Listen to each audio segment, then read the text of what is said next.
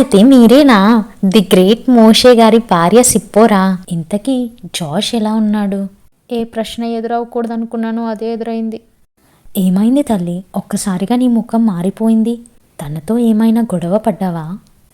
నిజంగా ఆ విషయం మీకు తెలియదా అమ్మా? ఇక్కడికి ప్రభువు నన్ను తీసుకొచ్చారు అంటేనే నా గురించి ఆల్రెడీ మీకు పూర్తిగా చెప్పారనే కదా మళ్ళీ కొత్తగా నన్ను తన గురించి అడుగుతారే? నాకు ఇప్పుడు తన గురించి మాట్లాడడం అస్సలు ఇష్టం లేదు. తెలుసు, కానీ ఆయన మాటల్లో జాష్పై ప్రేమే నాకు కనిపించింది. నా చిట్టి తల్లి పడుతున్న బాధ మాత్రం వినిపించలేదు. అందుకే నేను స్వయంగా కలిసి మాట్లాడాలి అని అనుకున్నాను. అవునవును, ఆఖరికి మన ప్రభువుకు కూడా జాష్ అంటేనే ఎక్కువ ఇష్టం. అందుకే తను నన్ను ఎంత ఇబ్బంది పెడుతున్నా సరే తననే ఇంకా సపోర్ట్ చేస్తున్నారు.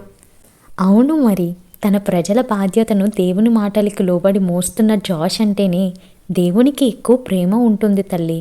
అది నువ్వు అర్థం చేసుకోవెందుకు?